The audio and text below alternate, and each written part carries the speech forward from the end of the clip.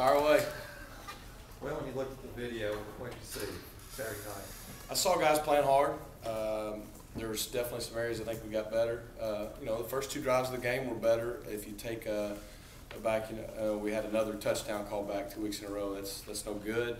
You don't ever want to have to score them twice. But we did. I think we were 4-4 on our first 4 third downs.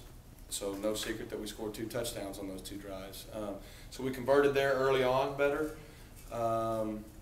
and got off to a better start. But overall, the number one thing that sticks out is just as a whole on all the little things, the discipline. I mean, we can't beat ourselves. We're definitely not good enough to do that. And I think we had 5 penalties alone on offense. Several holding calls that called back either big gains or called back a touchdown. Set us in some really tough situations. And then we had the 1 turnover. We also had 3 balls on the ground. We only lost 1 of them, but we had 3 fumbles. And that's what we preach from day one. It's simple. We talk about it over and over again, but at some point it's got to become a habit. It's got to become important to everybody that football is the most important thing we got. We can't put our defense in those situations. They were fortunate to bail us out this time the other night, but and then penalties, we're not good enough to go backwards to get forward. And so those are 2 things that if we want to win as we get into league play, we know, you make a long run, get the ball down the 8, all of a sudden you're back on the 40. You can't overcome those things very often. So we got to clean all that up. Rhett, what was the awful lot of holds and penalties? Was there something y'all were doing that you had done before? No.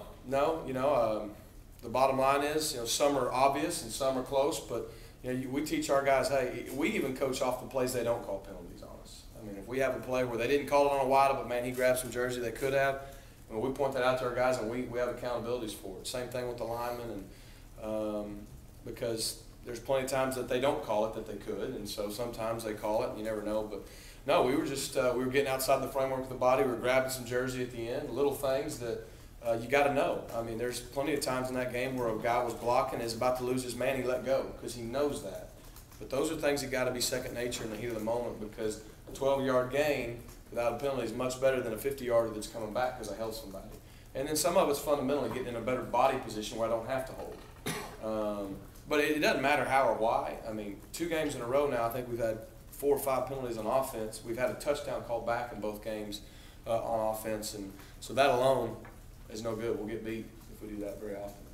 You're only a couple of games in, but do you feel like you're starting to find an identity for this offense? A little bit. We're learning more and more about our guys. I think we're learning more and more about which guys are good at and what they're not.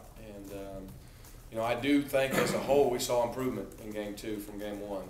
In some areas, not to the level we'd want. We did play 2 pretty good opponents. I think you saw Washington State beat USC on the road last night, and that Arkansas State bunch has won 2 in a row and got a chance to win 3 in a row in that conference. They play hard, but we know we're walking into Mississippi State and getting into conference play. The stakes go up in our league, and so we've got to continue to accelerate and get better each week, which is kind of what we told our guys when we started. We said we want to get better each practice, each game, and but that learning curve's got to keep going up. Joel pointed this out. That first drive, you had 4 different receivers catching passes. None of them caught passes in the first game. Just good to see that flexibility. You guys stepped up on that. Yeah, I mean, I really don't care if one guy catches 10 balls or 10 guys each all catch 1 ball. Sometimes it's dictated on the quarterback's read where he goes with the ball and who gets the football. Sometimes there's certain guys you're trying to get matched up in certain situations. I think it's good to spread it around. I think it makes the defense honor everybody and know that we got playmakers and guys that can catch the ball and do things with it all over the place. So that was good. I didn't know that necessarily we had done that with 4 guys that didn't have a catch in the first game, but that's good. And we got to have guys everywhere. If we put them in the game, we believe in them. So. How long was your evaluation of Nick in this game? I thought he started out really well. I think his first 3 or 4 passes were completed. Like I said, we were 4 of 4 on our first 4 third downs. I think 3 of them were passes. He made a great throw on the 3rd and 16 for a touchdown. And what I like most about that is the play before, I think he could have held the ball maybe a split set longer and we'd have hit Sammy for a touchdown. Came back and made a great throw, and Marcus made a great catch. We hit one of the deep balls. Another one he had to turn loose a little bit earlier than he wanted to. But early on I thought he was clicking a lot better. And then as the game went on, we had some ups and downs. But as a whole, I think he felt more comfortable. And that's going to have to continue moving forward because we're going to have to make a lot of plays in the passing game as well. in conference play. How much of the offense are you letting him work with? I mean, you know, if you have a percentile, can you kind of break that down? How much? Because he doesn't really even know. He's just working with what y'all give him. So Right. how much? You know, and I don't even know. I mean, because I don't think of it and this is what we got in, this is what we don't. I mean, we carry, you know, we game plan each week and we say, hey, this is what we think we need to beat this team. And we go out and see what we can handle. And this would be no matter who our quarterback was. If we thought there were some things after Tuesday's practice that was too much, we'd cut back.